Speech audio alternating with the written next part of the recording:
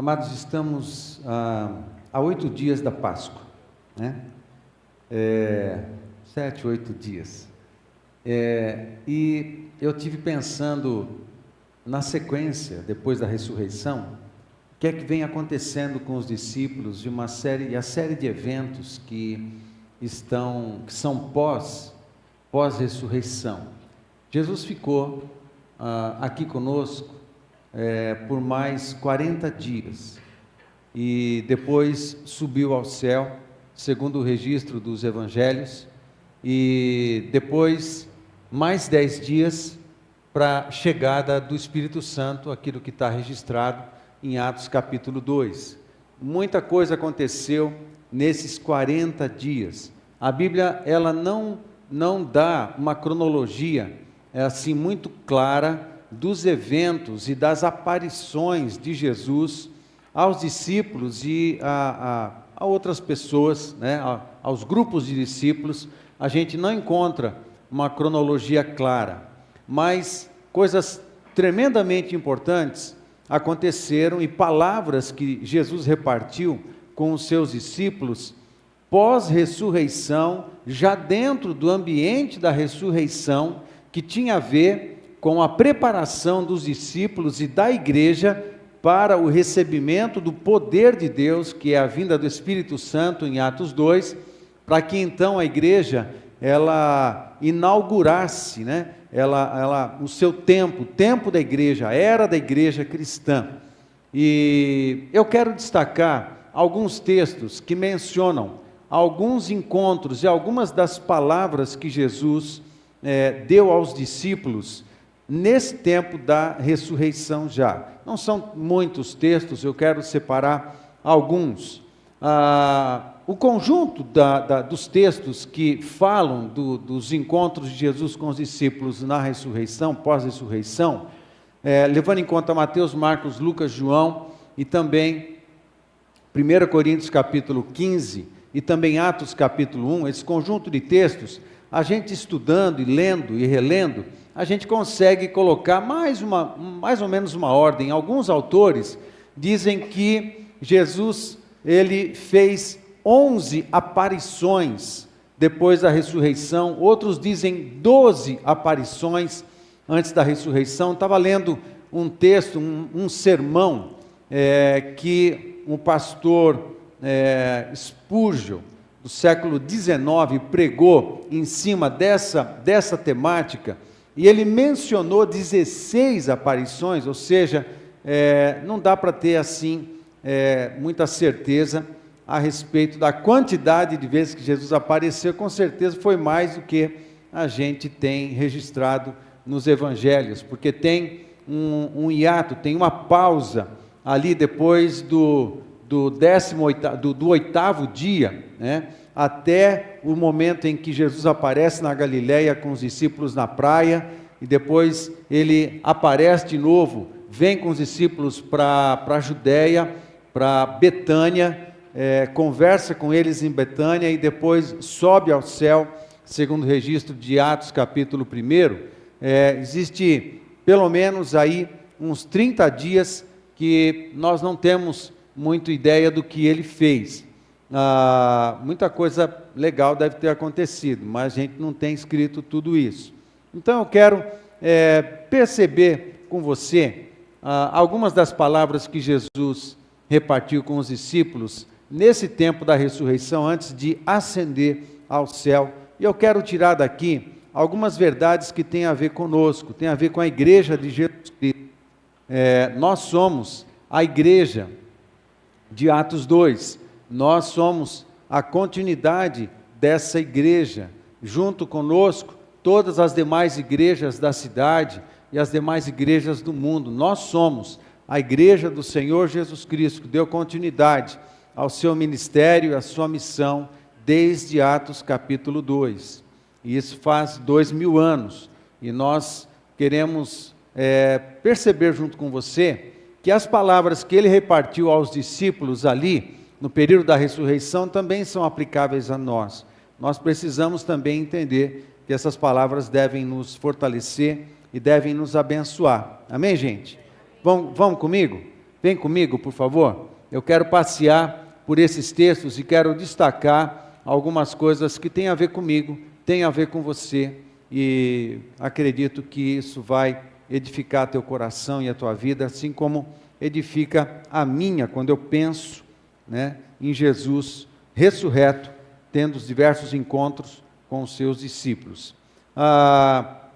Os primeiros encontros, o primeiro dia, deixa eu dar um geral. O primeiro dia da ressurreição, que foi domingo, que, segundo o nosso calendário, o calendário religioso cristão, inclusive, que aconteceu domingo passado, a primeira aparição foi com Maria Madalena. Depois, com outras mulheres. Jesus aparece primeiro para as mulheres e depois aparece para os discípulos, né? Isso é muito interessante.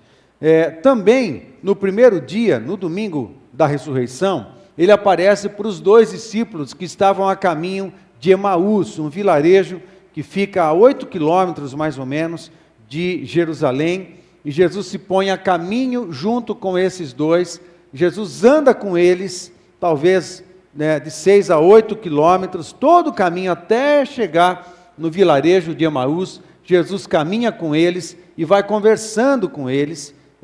Jesus fica com eles na casa, eles insistem, ele diz: Jesus ia seguir, mas eles convidam Jesus para entrar, e Jesus aceita.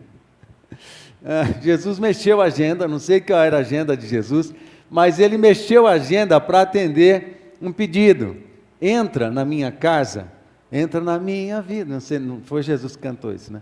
Não foi ele que fez essa canção, mas ele entrou na casa dos discípulos, no pequeno vilarejo de Emaús, e ali sentou à mesa e também fez uma ceia ali com os discípulos, e ele se revelou para esses discípulos, e no momento ele desaparece, não se vê mais. Os discípulos ficaram tão atordoados e voltam 8 quilômetros correndo para Jerusalém, e encontra os discípulos no lugar onde estavam, e começa a contar que eles tinham encontrado com Jesus, e tinham os detalhes. Enquanto os discípulos estão falando, os 2 do caminho de Emaús, estão falando com os discípulos de Jesus, do colégio apostólico, aí Jesus aparece no meio deles também. Essa é uma segunda aparição, e tudo isso aconteceu no primeiro dia, tudo foi no domingo da Páscoa, e nessa aparição, Tomé não estava, nessa aparição que Jesus apareceu lá com os discípulos, Tomé não estava presente. Só no 8º dia, ou seja, hoje, no domingo seguinte, Jesus aparece novamente aos discípulos, só que desta vez Tomé estava presente, e assim foi aquele momento em que ele pede para Tomé tocar nas feridas e ele entender que era ele mesmo.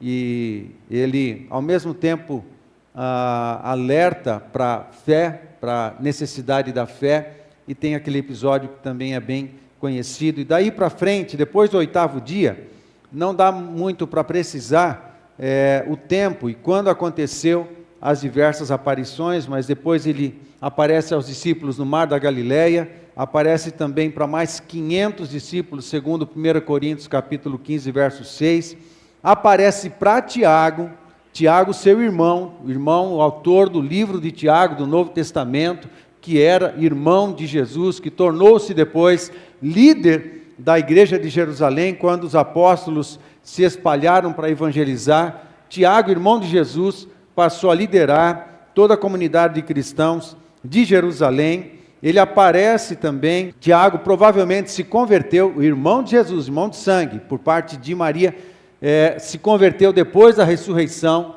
quando Jesus aparece para ele. E depois também ele aparece para os 11, na grande comissão, registrado em Marcos, em Mateus, Lucas também, João. Cada um descreve um aspecto da grande comissão, mas quem descreve de maneira mais organizada foi Mateus, no capítulo 28, de 16 a 20, e lá pelo 40º dia, ele se encontra, ele está com os discípulos perto de Betânia, ou seja, atrás do Monte das Oliveiras. Ele dá as últimas instruções, e depois ascende aos céus, segundo o registro de Lucas, o último capítulo de Lucas e o primeiro capítulo de Atos. Muito bem, uma visão geral das 12, pelo menos 12 eu mencionei, aparições do Senhor Jesus aqui. Um dos textos que eu quero pensar com você é de Marcos, capítulo 16, de 14 a 16. Então eu quero ler com você, é o texto da grande comissão, segundo Marcos, ok? Marcos 16, de 14 a 16, ele diz assim: finalmente, vocês estão comigo, gente? Beleza? Tudo bem? Podemos seguir? Finalmente, ou seja, Marcos está narrando alguns episódios, né, já com Jesus ressurreto, e ele finaliza aqui, está finalizando o seu livro, e ele usa essa expressão: finalmente, apareceu Jesus aos 11, quando estavam à mesa, e censurou-lhes a incredulidade e dureza de coração, porque não deram crédito aos que tinham visto já ressuscitado. E disse-lhes, aí a grande comissão de Marcos: ide por todo o mundo e pregai o evangelho a toda criatura. Quem crer e for batizado será salvo. Quem porém não crer será condenado. Amém, gente? A gente sempre lembra que a mensagem toda do evangelho implica também numa notícia de condenação e uma notícia de salvação.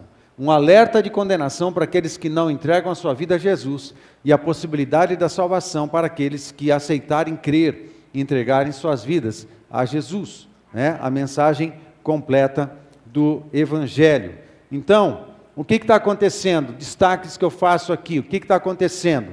Primeiro, Jesus alerta aos discípulos da necessidade de crer, de acreditar, de terem fé em tudo que Jesus ensinou, em tudo que ele falou. Era necessário crer que tudo que ele disse era verdade, não apenas, eram verdades para serem vividas. Amém, irmãos? Verdades para serem vividas. Você não pode andar com Jesus, ser discípulo de Jesus, sem ajustar a sua vida às suas verdades. Você não pode andar com Jesus e andar com Jesus, ser discípulo de Jesus, professar uma fé em Jesus e andar na mentira. Amém? Você não pode confessar a Jesus como seu Senhor, como seu Salvador, como aquele que é o teu Rei, o teu Senhor, aquele que orienta a sua vida, e você que governa a sua vida, e você não orar, e você não render a Ele todas as áreas da sua vida, do seu viver. Não dá. Não dá para dizer que você é servo da justiça, é servo do santo, anda com o Senhor Jesus e ama a justiça e o seu reino, ama o seu reino que é um reino de justiça e santidade, e anda na justiça do Senhor, mas a sua vida, ela é temperada, cheia de ilicitudes. Estou usando uma palavra bonita, né? Assim, ilicitudes. Não é bonito, mas...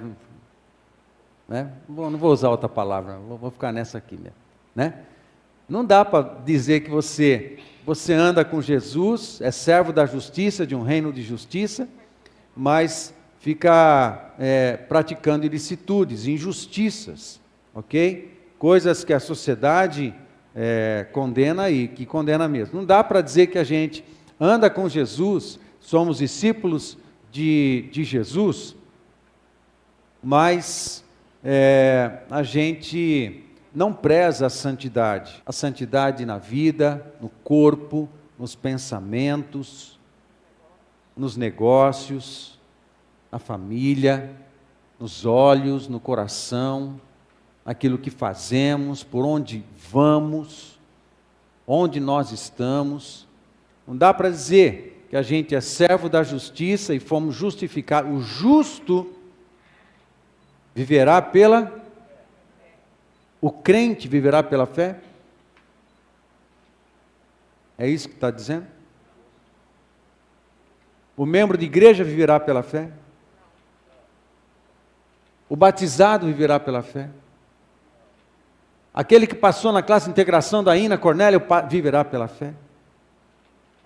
Né? Aquele que foi batizado e fez o encontro com Deus na Ina Cornélio viverá pela fé?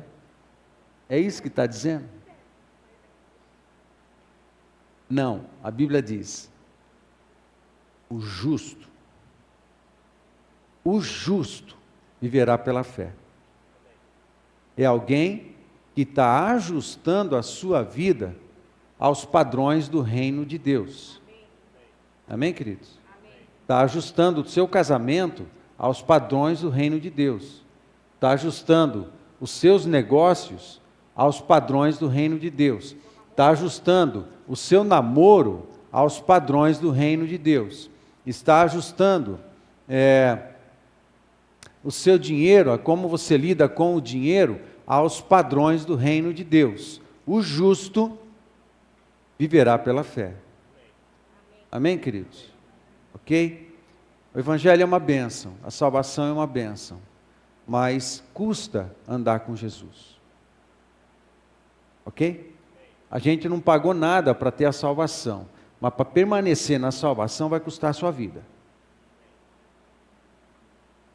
Porque o Evangelho não é brincadeira, igreja não é brincadeira, o reino de Deus não é brincadeira. Amém, gente? Vai custar, e vai custar tudo. Ouvi essa frase há muitos anos atrás: a salvação é de graça, mas andar no reino vai custar tudo. Porque vale a pena? Porque tem valor? Não há nada mais valioso do que buscar o reino de Deus em primeiro lugar e a sua... buscar a justiça do reino de Deus é ajustar-se, é ajustar a sua vida aos padrões, ajustar sua conduta aos padrões, ajustar seus pensamentos aos padrões. Amém? Parece que ele está alertando o povo aos discípulos a necessidade, de fato a importância de viver pela fé. E aqui viver pela fé não é só um convite, acredita. Não. É um alerta e um convite a ajustarem a vida aos padrões e aos ensinos e às verdades que Jesus ensinou. Amém? Amém? Segunda coisa que Jesus faz aqui em Marcos, nessa grande comissão, segundo o Evangelho de Marcos, é lembrar os discípulos que agora, os que foram ressuscitados pela fé em Cristo Jesus, eles tornaram-se todos missionários. Sem exceção. Sem exceções. Todos tornaram-se missionários. Todos, porque a vida chegou a nós, agora nós nos tornamos propagadores da vida, anunciadores da vida, proclamadores da vida, porque nós ressuscitamos juntamente com Cristo. Amém? Nós morremos com Cristo na cruz. Morremos com Cristo na cruz.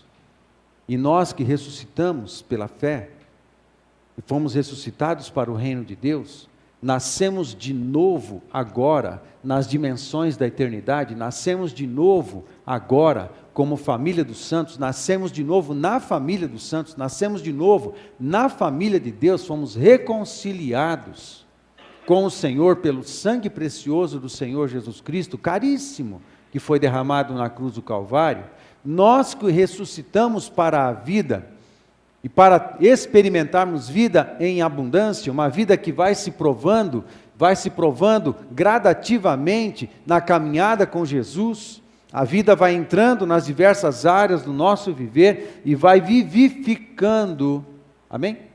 Vivificando o nosso viver, vivificando o nosso coração ferido, vivificando as nossas lembranças de sofrimentos e de dores e de injustiças, vivificando os nossos pensamentos estragados relacionados a dinheiro, vivificando os nossos pensamentos estragados relacionados à fidelidade conjugal, vivificando os nossos pensamentos e os nossos valores deturpados relacionados à família, relacionados à vida, relacionados a entretenimento, a diversão. A vida de Cristo vai vivificando a gente e nós vamos experimentando e provando gradativamente e processualmente a vida de Cristo se manifestando em nós cada vez mais. É uma caminhada, não são botões que se apertam, é uma trajetória, amém? É uma trajetória com Cristo. E nessa trajetória, nós que entramos na vida, e agora somos servos da vida, nós todos que estão do lado de cá, no lado da ressurreição, estávamos no lado de cá, no lado da morte. Nos encontramos com Jesus na cruz, a mensagem de salvação, e morremos e ressuscitamos com Ele. E todos que estão do lado de cá, são missionários. Nós carregamos a vida e a vida nos carrega. E agora nos tornamos outdoors, nos tornamos propagadores, proclamadores da vida no Senhor Jesus Cristo. Amém? Amém? Nós todos. Daí é evidente, Jesus está alertando todos que são discípulos de Jesus para a essência missional da igreja, a essência missional do discípulo e do discipulado, a essência missional daqueles que foram ressuscitados juntamente com Cristo. Ele está alertando a gente a respeito disso. Daí uma incumbência, a incumbência da evangelização.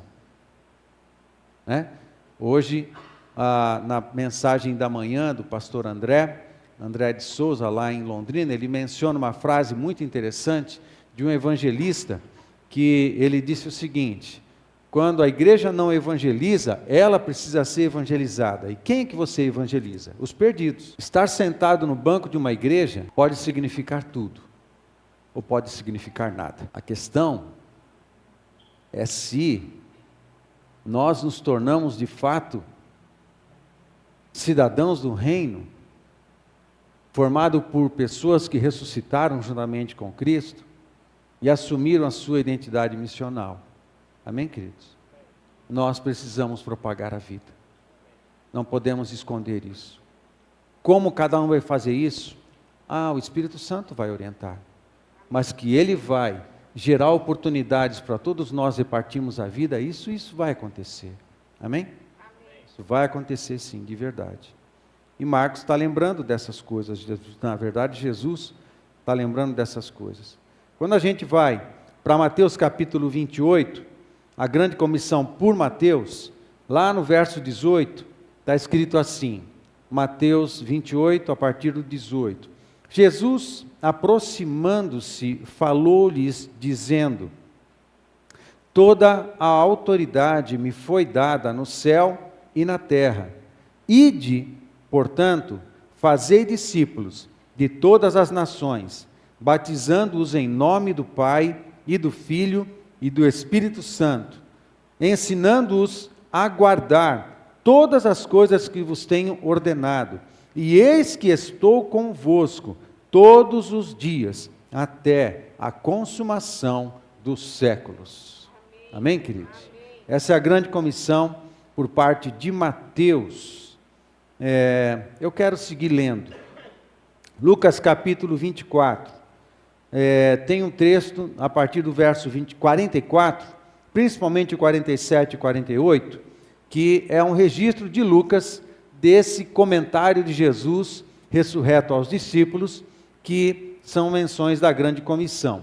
A partir do 44 de Lucas 24 diz assim: a seguir, Jesus lhes disse: são estas as palavras que eu vos falei, estando ainda convosco. Importava se cumprisse tudo o que de mim está escrito na lei de Moisés, nos profetas e nos salmos. Então, lhes abriu o entendimento para compreenderem as Escrituras. Aí Lucas insere uma informação poderosa aqui, a possibilidade de Deus agir em nós para nos dar entendimento, abrir a nossa compreensão para todos os ensinamentos de Jesus. Na verdade, esse poder que vai abrir a mente, que nesse momento Jesus abriu por parte dos discípulos, que tornaram-se apóstolos, eram os apóstolos de Jesus, isso vai cair sobre todos os filhos de Deus a partir de Atos 2, pelo Espírito Santo. O Espírito Santo abriria o nosso entendimento para compreendermos todas as coisas de Deus. E então lhes abriu o entendimento para compreenderem as Escrituras. E lhes disse: assim está escrito, que o Cristo havia de padecer e ressuscitar dentre os mortos no terceiro dia, e que em seu nome se pregasse arrependimento para a remissão de pecados. Aí o 47, aí já é uma menção daquilo que ele está compartilhando com os discípulos, e os outros evangelistas mencionaram também. E que em seu nome se pregasse arrependimento para a remissão de pecados a todas as nações, começando de Jerusalém. Vós sois testemunhas destas coisas. Nós nos tornamos testemunhas. E Lucas está usando essas palavras, e ela vai repetir essas palavras em Atos capítulo 1. E Lucas é o autor de Atos. É o único autor do Novo Testamento que não era judeu. Lucas era grego. Demais. Médico, historiador, grego, conhecedor das filosofias, conhecedor de muitas coisas, e discípulo do Senhor Jesus e parceirão do apóstolo Paulo, em algumas das suas viagens missionárias, né? E aí ele menciona isso: vós sois testemunhas destas coisas. Eis que envio sobre vós a promessa de meu Pai. Permanecei, pois, na cidade, até que do alto sejais revestidos de poder. Ou seja, ele está finalizando o livro de Lucas, já criando uma transição para o livro de Atos. O livro de Lucas e Atos foi uma obra só do autor Lucas, provavelmente financiado por um tal Teófilo, que pelo nome também era grego, mas que tornou-se discípulo de Jesus, e esse Teófilo provavelmente financiou Lucas para ele começar uma grande investigação, um trabalho de historiador mesmo, para falar sobre a vida e a obra de Jesus. E ele deu continuidade, tanto falando da vida e a obra de Jesus no Evangelho de Lucas, como deu continuidade falando da igreja, a vida e a obra de Jesus através da igreja de Jesus, que é o corpo de Cristo. Amém? E deu continuidade até ao capítulo 28 de Atos, e ele termina abruptamente o livro de Atos, é como que não terminasse. O livro de Atos não terminou, porque não terminou o trabalho e o ministério da igreja. Nós fazemos parte do ministério da igreja há 2000 anos, então a história continuou, né? Então, continua até nós. Nós hoje estamos escrevendo história, nós hoje estamos fazendo história, todos nós temos uma história para escrever, para construir na nossa vida, na nossa casa e na nossa cidade. Amém, gente? Então, há algo que está sendo construído.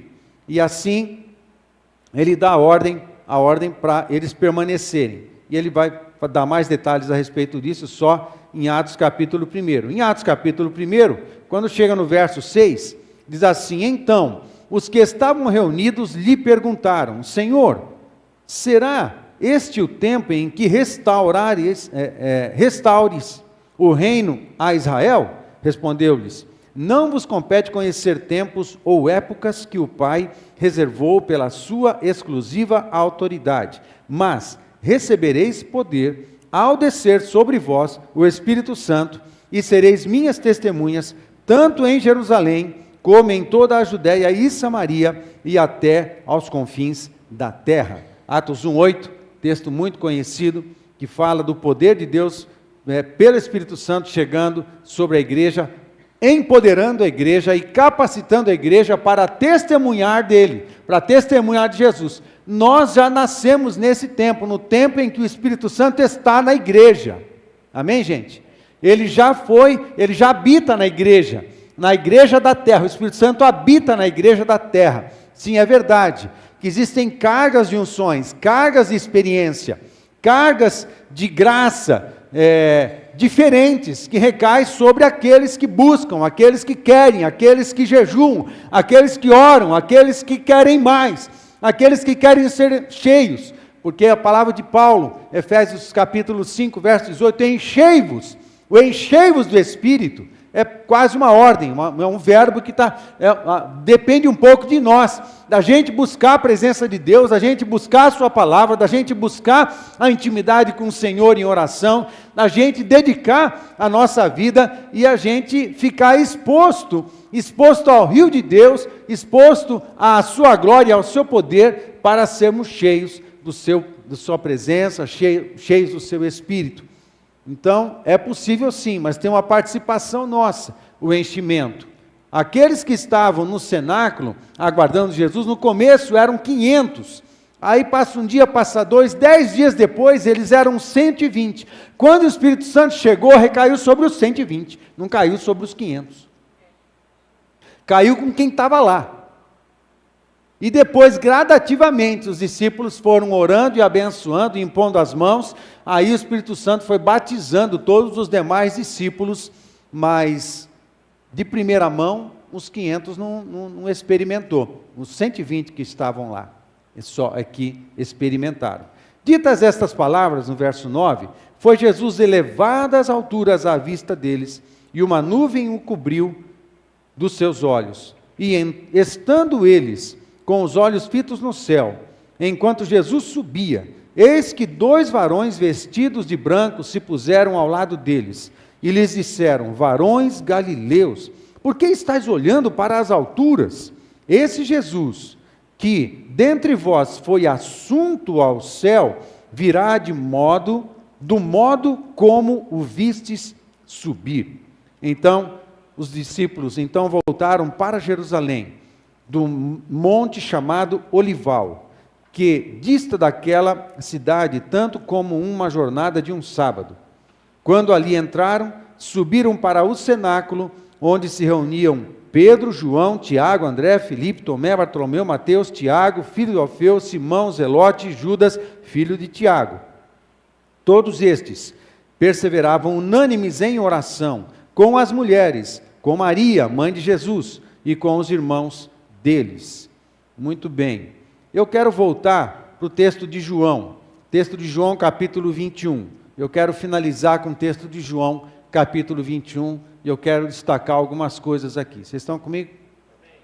Amém? Dentro desse tempo em que Jesus está falando com os discípulos sobre fé, está alertando eles para crerem na palavra de Deus em todas as promessas, está falando para eles que eles têm uma comissão agora, que é dar continuidade à obra que Jesus iniciou. Amém? Jesus confiou em você. Jesus confiou em você para dar continuidade à obra que Ele iniciou. Mas não sozinho.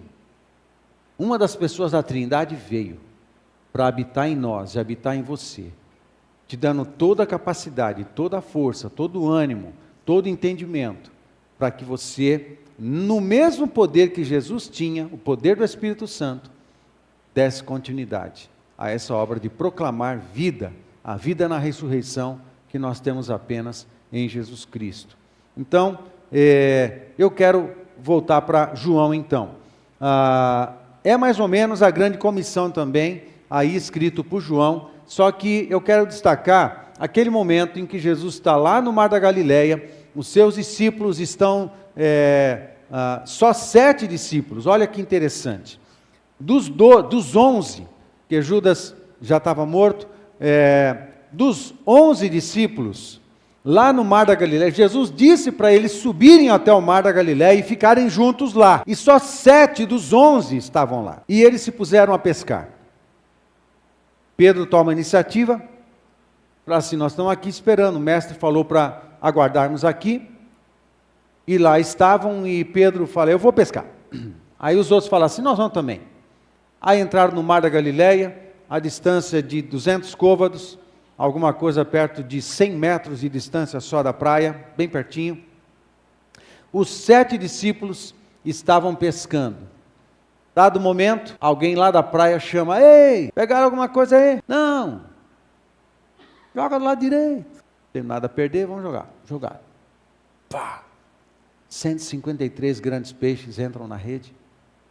Aí João dá uma olhada direito lá para a praia, percebe que é Jesus, e João grita e fala para Pedro: Pedro, é o mestre. Aí Pedro põe uma roupa que estava lá e pula na água e sai nadando na direção da praia. Aí os outros discípulos vêm trazendo o barco e trazendo os peixes também, e quando Pedro chega, Jesus está na praia fazendo um churrasquinho de peixe. Ele já tinha uns peixes lá com ele, e tinha mandioca, não tinha mandioca não, tinha não, macaxeira, não tinha macaxeira não, tinha pão de alho, não tinha pão de alho também, né? Nem picanha, só tinha peixe e pão, mas ele já estava lá fazendo churrasquinho, né? Os homens gostam de ouvir isso, né? E Jesus gostava de churrasco e praia, né? Aí os discípulos vão se aproximando, sempre com temor. Ninguém nunca sabia direito quem começava a falar, e sempre Pedro era o que começava a falar, e às vezes levava as raquetadas de Jesus, né? Porque podia falar, mas falava besteira, aí levava a raquetada, não tem como. Aí eles começam a conversar. Eu fui nessa praia onde provavelmente aconteceu esse negócio. Essa praia de hoje lá, puxa, não pus as fotos, né? Tem 3 corações de pedra, que simboliza as 3 perguntas que Jesus fez para Pedro: amas-me?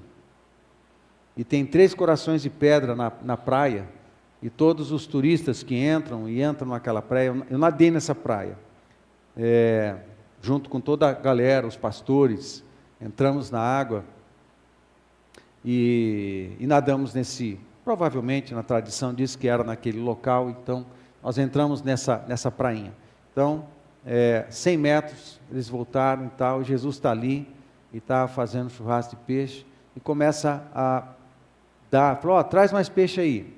Aí põe mais peixe para assar, os discípulos vão comendo, mas dado momento, Jesus traz Pedro para o lado, e faz as perguntas para Pedro. 3 vezes ele pergunta, 3 vezes Pedro negou Jesus. 3 vezes. Pouco antes da ressurreição, ele disse: eu entregaria a minha vida, eu morreria pelo Senhor. Aí Jesus lembra ele: ô Pedrão, 3 vezes você vai me negar antes que o galo cante.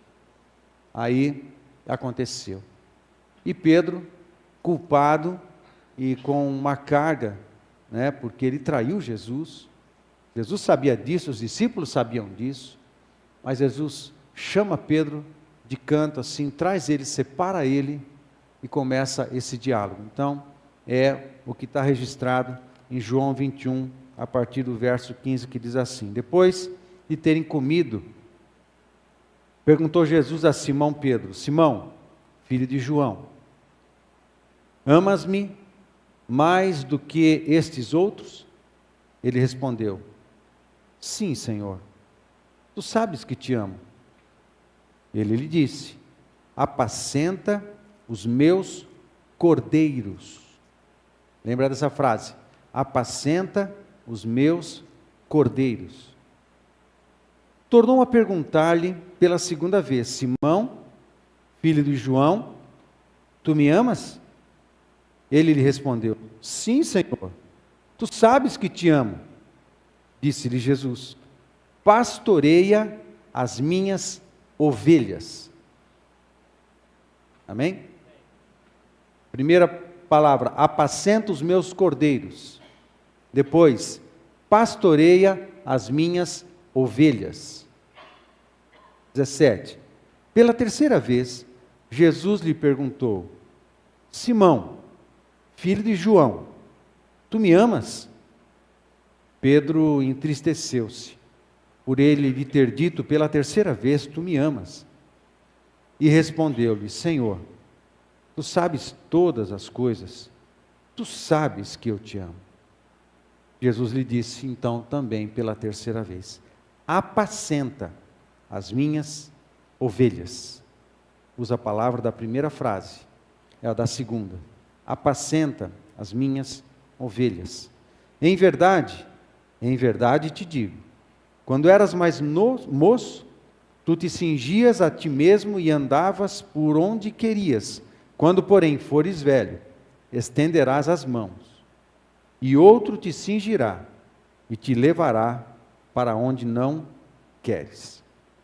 E João termina, não vou ler o texto, ele termina, porque está no Evangelho de João, dizendo, olha, estava se referindo ao tipo de morte que Pedro morreria. Por quê? Porque o Evangelho de João foi escrito depois do ano 70. Também as epístolas e também o livro de Apocalipse. Tudo que João escreveu depois do ano 70, que foi o ano da destruição de Jerusalém. E Pedro, ele morreu no mesmo ano do apóstolo Paulo. Ele morreu no ano de 67 da era cristã. Nero põe fogo em Roma em 64. A perseguição contra os cristãos intensifica brutalmente. Quando chega no ano de 67, Paulo é decapitado, Pedro é crucificado de ponta cabeça, e no ano de 68, Nero morre, e depois tem uma transição de alguns imperadores, até que Vespasiano assume, e no ano 70 envia seu filho Tito, ok? Seu filho Tito, que era general, que depois assumiu o império, para lutar e destruir Jerusalém, e acabar com as coisas lá, porque eles empreenderam uma grande perseguição. Por isso, João, no seu evangelho, menciona o tipo de morte que Pedro morreria, porque ele já sabia que tipo de morte ele tinha morrido, né? Agora eu chamo a sua atenção para algumas coisas aqui nesse texto, nesse diálogo entre Jesus e João. Vocês estão comigo? Amém? Então a primeira coisa que eu chamo a sua atenção aqui é que, amado, Jesus conhecia o coração de Pedro. Que coisa maravilhosa. Pedro era fraco mesmo. Ele negou mesmo. Mas Jesus não desistiu dele. Isso me faz muito bem lembrar dessas coisas, porque ele não desistiu de mim. E ele nunca vai desistir de você também. Não importa o que a gente tenha feito, desde que a gente esteja pronto a se entregar para o Senhor Jesus, arrependido de todos os nossos pecados, para Ele tratar e para Ele curar. Isso faz muito bem a minha alma. Como faz bem? Eu posso descansar no poder restaurador do Senhor Jesus Cristo. Ele nos conhece, Ele conhece você. Ele não espera de você algo que você não pode dar. Ele conhece o teu coração. Ele conhece. E é assim com Pedro. Pedro negou, e as palavras que Jesus usou, ele usa, vou mencionar, você sabe disso, mas eu vou mencionar de novo, nunca é ruim reforçar o ensino. Quando Jesus pergunta para Pedro, fala assim: Pedro, você me agape? Você me ama? Agape é o amor sacrificial, o amor de Deus, é o amor conjugal. E quando Pedro responde a primeira vez, ele responde assim: ah, Jesus, claro que eu te filéu.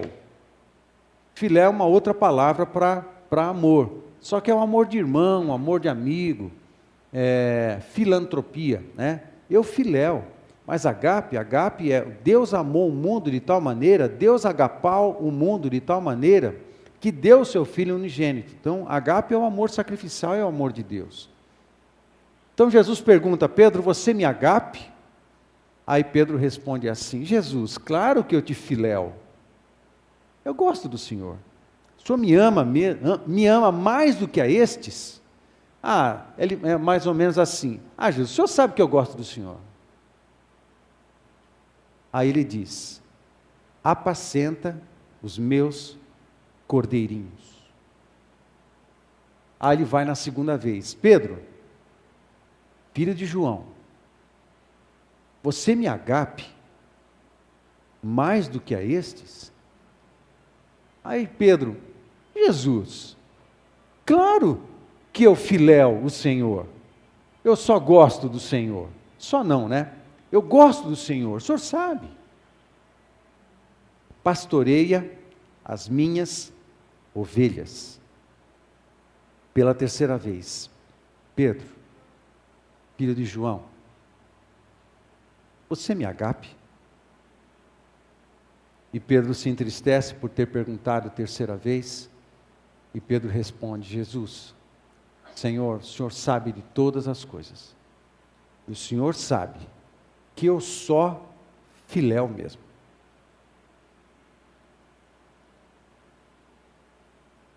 Pedro nunca usa a palavra agape.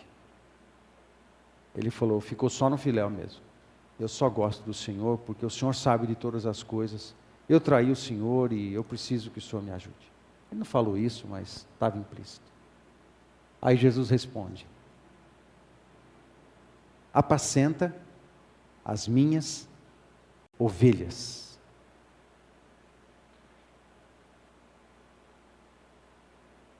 Pedro amargou, mas se arrependeu. Mas depois desenvolveu um amor pelo Senhor Jesus tão grande, um agapau tão grande, um agape tão grande, que no ano de 67, quando preso pelos romanos, eles decidiram prender Pedro e matar Pedro. Falou assim: você vai morrer igual Jesus, já que você é discípulo dele, apóstolo dele, nós vamos crucificá-lo, assim como fizemos com Jesus. Aí Pedro foi para a morte, só que ele disse: morrer como meu Senhor Jesus seria uma honra demasiadamente grande para mim. Eu não sou digno, eu não tenho dignidade de ser pregado na cruz, exatamente como foi o meu Senhor Jesus. Seria muita dignidade e eu não posso aceitar essa dignidade toda de ser pregado na cruz exatamente como Jesus foi. Então o que você quer fazer? Como você quer morrer? Então, nós vamos botar você na cruz. Assim, me coloca de ponta cabeça, porque eu não tenho dignidade para morrer como meu Senhor Jesus. Isso é amor agape, sacrificial, demonstrado também na obediência, no exercício do ministério para com o Senhor Jesus. O Espírito Santo desenvolveu esse amor sacrificial no coração de Pedro e desenvolve em todos os corações de todos os discípulos. Mas eu chamo a sua atenção para as 3 frases com que Jesus responde para Pedro: apacenta os meus cordeirinhos. A palavra apacentar aqui é alimentar quem alimenta um bebê. Cordeirinhos significa o filhote da ovelha, o pequeno filhote. A primeira frase que Jesus dá para Pedro é essa: alimenta os filhotes, os meus pequenos cordeirinhos.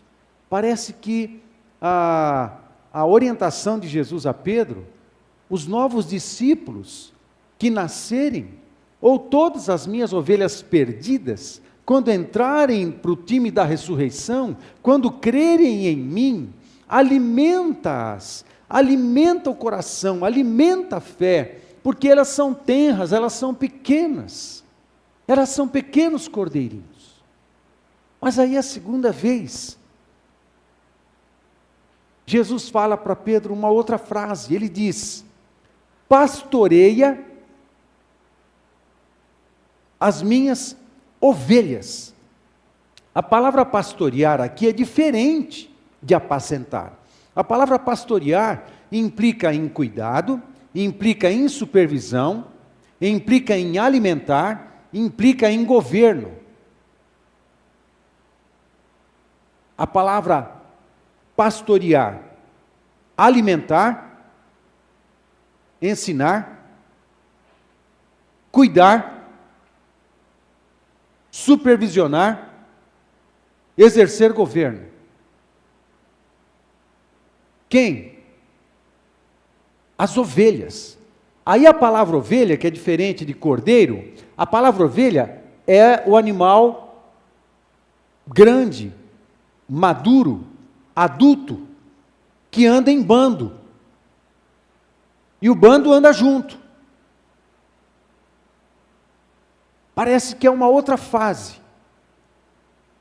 E Jesus está dizendo a Pedro: cuida dessa galera que vai crescer, continua cuidando, continua alimentando, mas passa a supervisionar, supervisiona e exerce governo sobre elas, porque elas são adultas e elas andam juntas, se movimentam juntas, cuida para não cair pelos barrancos, mas guia elas nos caminhos que elas devem andar para crescer e se multiplicar. Aí a terceira frase que Jesus usa com Pedro: pastoreia, apacenta as ovelhas. Ele junta as duas palavras das duas primeiras frases. Apacenta é alimentar. Mas parece, se eu posso pensar que é um gradativo, esse alimentar significa alimentar as ovelhas maduras. E alimentar as ovelhas maduras significa dar todas as condições para elas crescerem e se multiplicarem. Começa com cordeirinhos sendo alimentados. Passa para um grupo de ovelhas que se movimenta junto, que é supervisionada, que é orientada, que é guiada, mas elas se movimentam juntas, são adultas. Já não tomam mais leitinho. Elas obedecem o pastor. Elas não caem pelas ribanceiras. Elas não mudam o caminho. Elas não ouvem a voz dos outros. Elas não ouvem a voz do falso pastor. São ovelhas maduras. Não saem do rebanho. Não abandonam o rebanho, mesmo quando se machucam.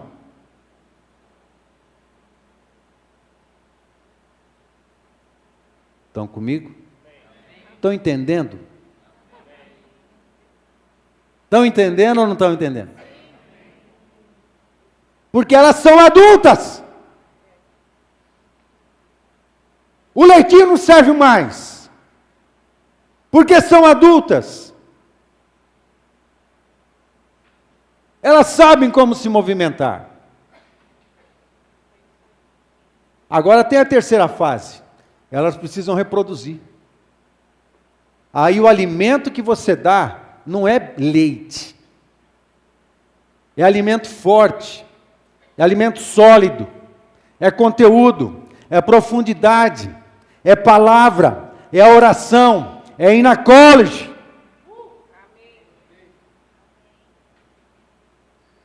Porque essas ovelhas já são adultas, têm saúde, sabem se movimentar, está no rebanho, não cai pelas beiradas, mas agora precisam se multiplicar.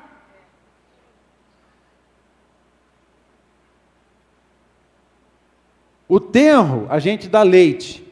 Agora, o marmanjo, a gente empurra do ninho. Para sair voando. Voa, filho! Sabe qual é um dos problemas da igreja atual? Eu estou falando em termos gerais. É que a mentalidade de cristianismo da maioria continua sendo de cordeirinho.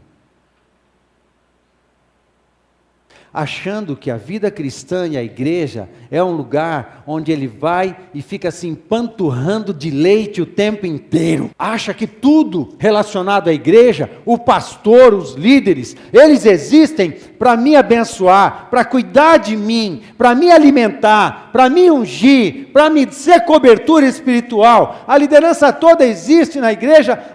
Eu preciso sempre estar recebendo, como um cordeirinho. Mentalidade infantilizada.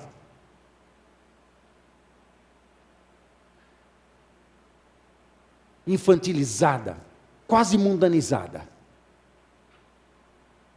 Sempre se sente, eu preciso que orem por mim, eu preciso que cuidem de mim, eu preciso que me deem uma sabedoria, eu preciso que orem por mim, tudo isso acontece na igreja. Mas quando é que você vai deixar de ser cordeirinho para ser ovelha madura multiplicando? Que dá cria?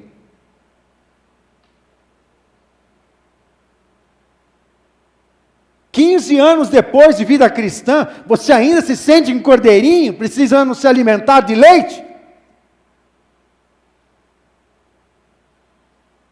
15, 20, 25 anos depois de vida cristã, você não pode multiplicar?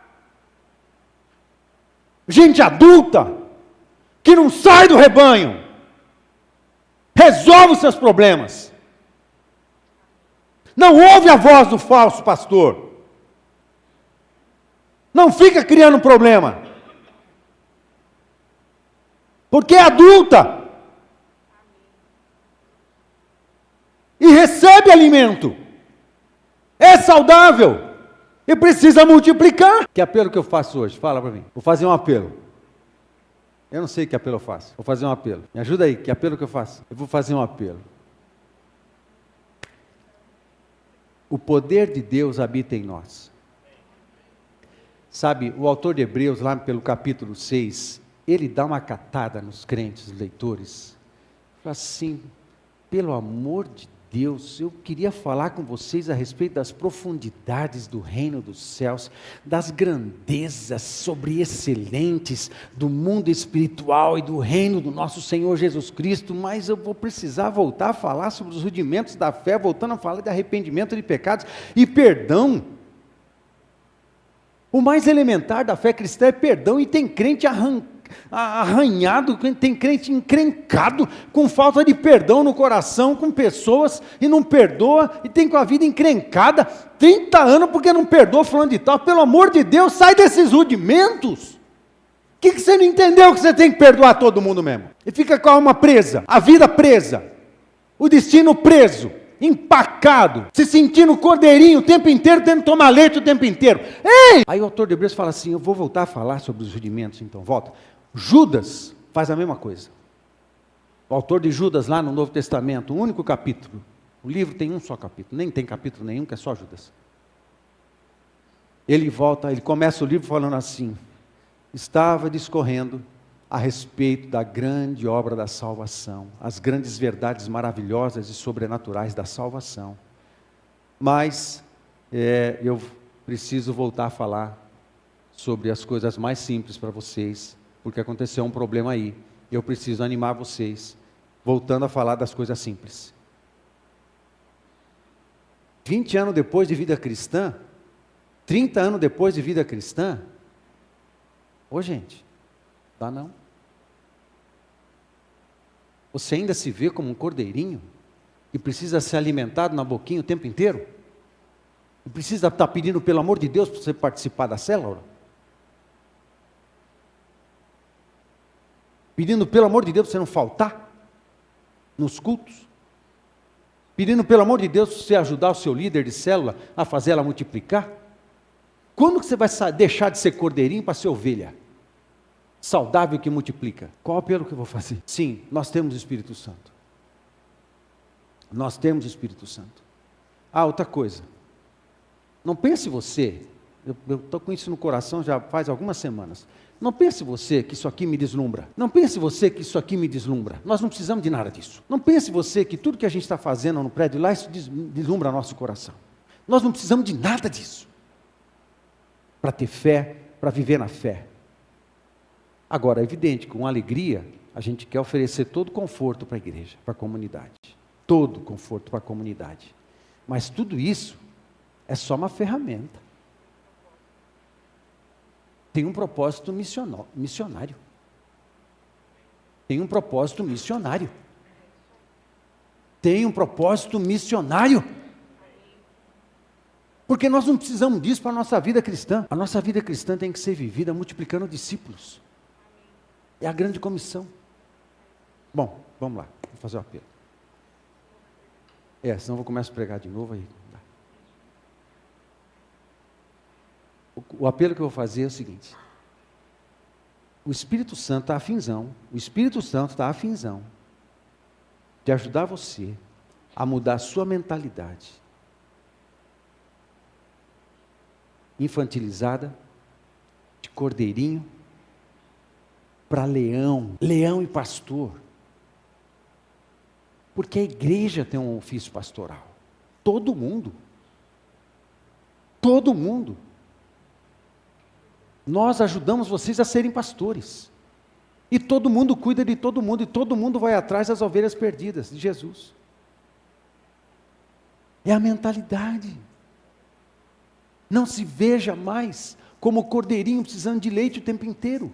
Se veja como um leão que tem um propósito, um destino, um chamado.